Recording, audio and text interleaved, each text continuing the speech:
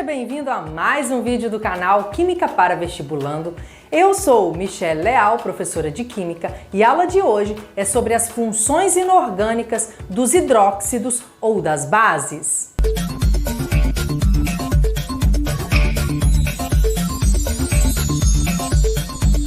Antes de começarmos a falar sobre os hidróxidos, primeiro a gente precisa entender a definição de função inorgânica. Então, função inorgânica é um grupo de substâncias com propriedades químicas semelhantes, ou seja, são substâncias com características e comportamentos semelhantes. Sendo assim, podemos dizer que existem 4 principais funções inorgânicas. E quais são elas? Os ácidos, os hidróxidos, os óxidos e os sais. Na aula passada, a gente viu que os ácidos, segundo Arrhenius, são compostos que liberam íons H+, ou seja, liberam íons hidrônio em solução aquosa. Então, se você quiser assistir todo o conteúdo dessa aula, é só clicar no link que está aparecendo aqui em cima na sua tela. Já a definição de hidróxidos ou bases, segundo Arrhenius, são compostos que liberam íons OH-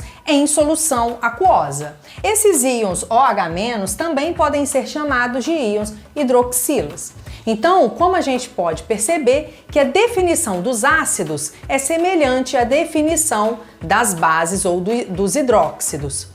Só que os ácidos liberam o íon hidrônio, ou seja, íon H+. Já as bases liberam o íon hidroxila, ou seja, íon OH- em solução aquosa. A definição dos hidróxidos ou das bases é representada através de uma reação chamada reação de dissociação. Essa reação, quando ocorre, acontece quando as bases são misturadas em água e liberam o íon OH-. Então aqui eu tenho o hidróxido de sódio no seu estado sólido. Quando é misturado em água, ou seja, quando está em solução aquosa, libera o íon Na+. Então, para falar que esse íon está em solução aquosa, a gente precisa colocar o Aq mais o OH-. O OH- também está em solução aquosa, então ele também precisa estar com Aq entre parênteses. Já no segundo exemplo, eu tenho o hidróxido de cálcio. Então, quando ele está em solução aquosa, libera o íon Ca+. Só que o cálcio, ele não possui carga +1, e sim carga +2, porque o cálcio pertence à família 2A da tabela periódica. E todos esses elementos que estão localizados na família 2A da tabela periódica possuem carga +2.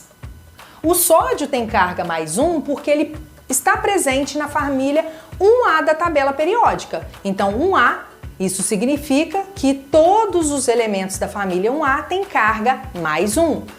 E a gente pode também ver a carga do metal que está ligado com OH através da quantidade de hidroxilas presentes na base. Então aqui, se eu tenho 2 hidroxilas, significa que o meu metal tem carga +2. Então, para dizer que o cálcio está em solução aquosa, a gente precisa colocar o Aq mais o OH-.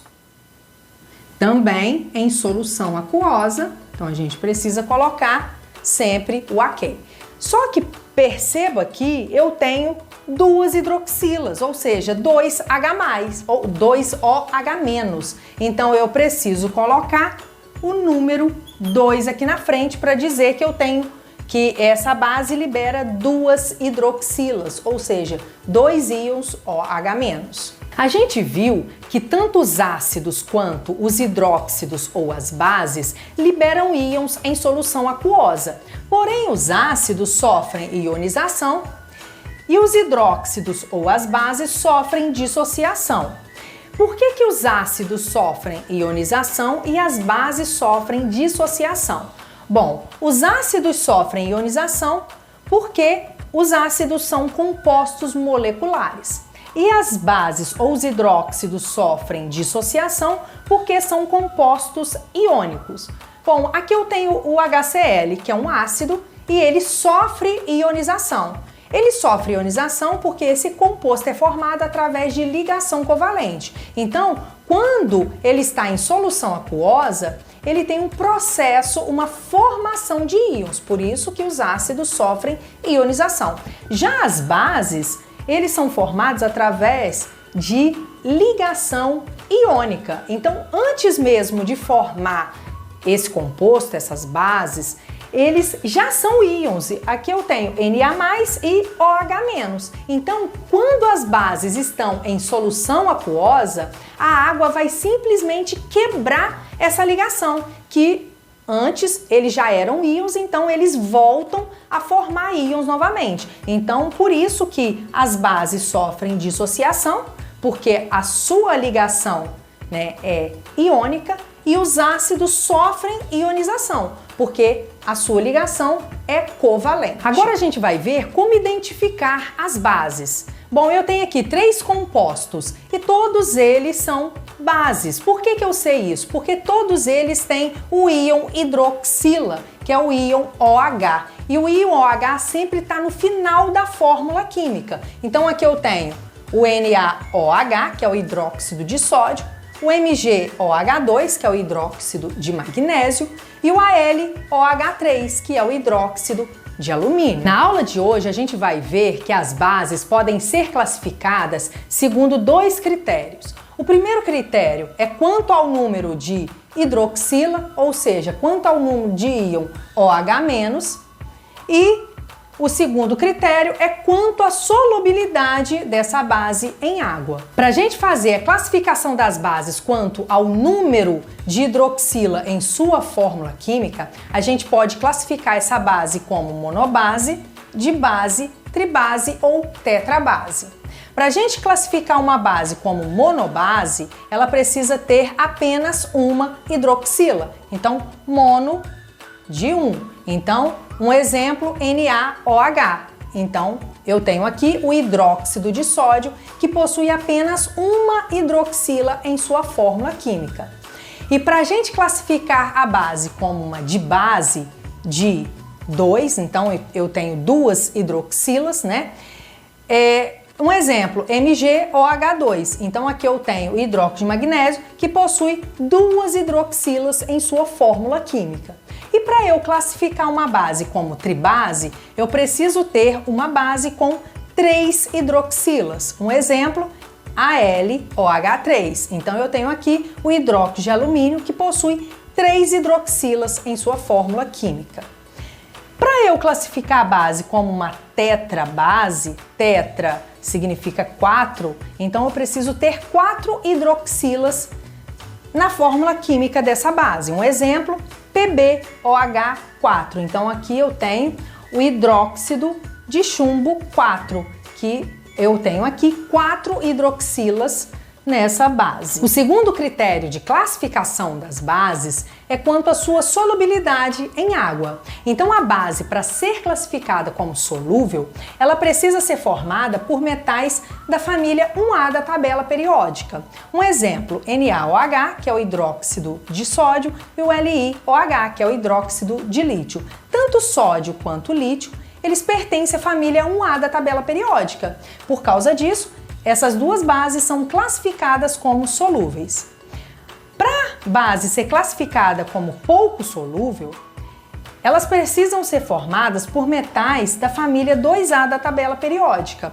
Um exemplo, CaOH2, que é o hidróxido de cálcio. O hidróxido de cálcio é uma base pouco solúvel porque o cálcio pertence à família 2A da tabela periódica, com exceção do hidróxido de magnésio, porque apesar do magnésio pertencer à família 2A da tabela periódica, essa base não é classificada como pouco solúvel, mas sim como praticamente insolúvel.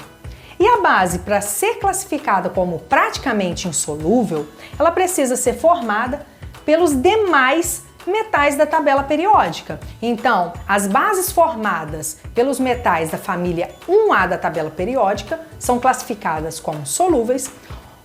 As bases formadas pelos metais da família 2A da tabela periódica são classificadas como pouco solúveis e as bases formadas pelos demais metais, elas são classificadas como praticamente insolúveis. Um exemplo, o FeOH3. Então, o ferro, ele pertence à família dos metais de transição, então ele é classificado como praticamente insolúvel. Para a gente fazer a nomenclatura das bases, primeiro a gente precisa entender que existem dois tipos de bases.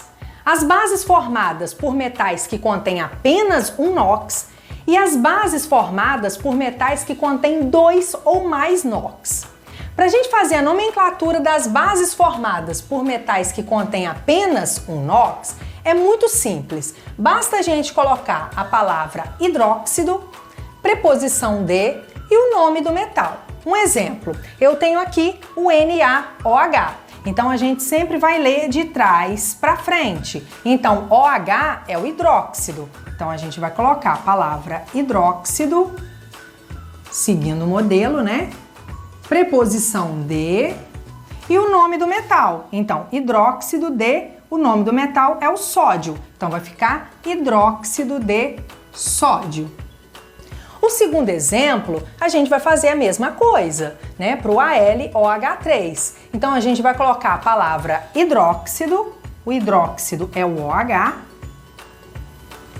preposição de e o nome do metal, que é o alumínio. Então, hidróxido de alumínio.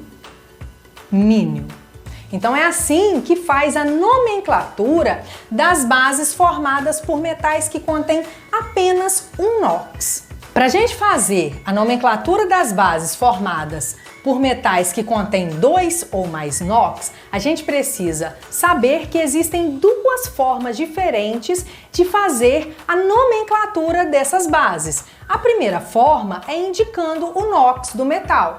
Então, conforme o modelo, a gente vai colocar a palavra hidróxido, a preposição de e o nome do metal mais o NOx desse metal. Então, como que vai ficar? Eu tenho aqui FeOH2.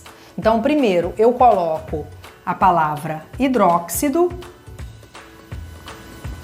preposição de, o nome do metal. Então, nesse caso, é o ferro, mais o NOx desse elemento, desse metal. Então, o NOx do ferro é 2. Por quê? Porque eu tenho 2 hidroxilas. Então, se eu tenho 2 hidroxilas, o NOx do ferro é 2. Então, a nomenclatura do FeOH2 vai ser hidróxido de ferro 2.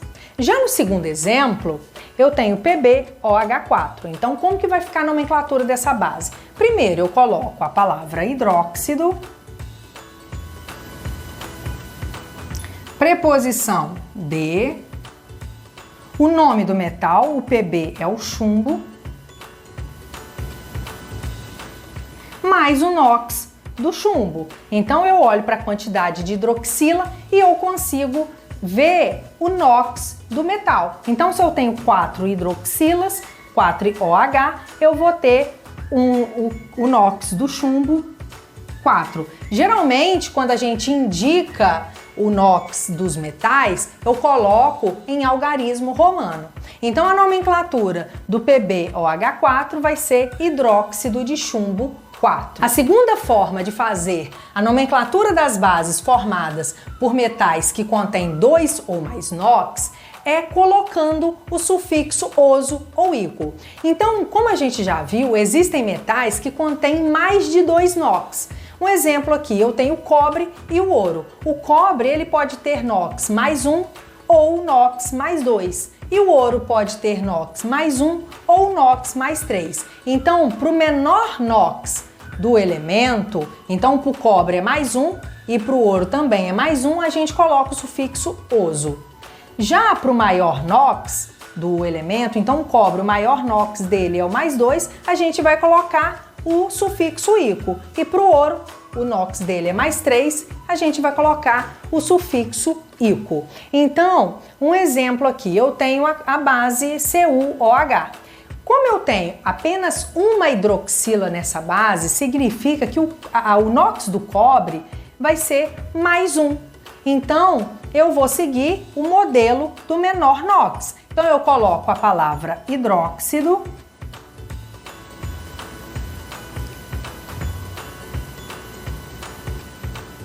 mais o nome do metal, nesse caso é o cobre, porém a gente vai usar o nome dele em latim, que é cuprum, mais a terminação, o sufixo oso. Então, para a gente colocar o oso, a gente tira o U e o M e completa com oso. Então, a nomenclatura do CuOH vai ser hidróxido cuproso. Já no segundo exemplo, eu tenho o AuOH3. Então, o NOx do ouro é 3, porque eu tenho 3 hidroxila. Então, o NOx mais 3 do ouro é o maior NOx. Então, a gente vai usar a terminação ico. Então, o modelo a gente vai usar também do maior NOx. Então, a gente coloca a palavra hidróxido, o nome do metal, nesse caso é o ouro, só que a gente vai usar o nome dele em latim, que é aurum, mais a terminação ico. Porém, a gente vai apagar o U e o M e vai completar com ico. Então, vai ficar hidróxido áurico. Essa foi a aula de hoje, espero que tenha gostado. Se você gostou, deixa seu gostei embaixo do vídeo. Se você não gostou, pode deixar o seu dislike, compartilhe esse vídeo com seus amigos, me siga em todas as redes sociais, se inscreva no canal se você ainda não for inscrito e ative o sininho para você receber todas as notificações do canal e até a próxima aula. Tchau!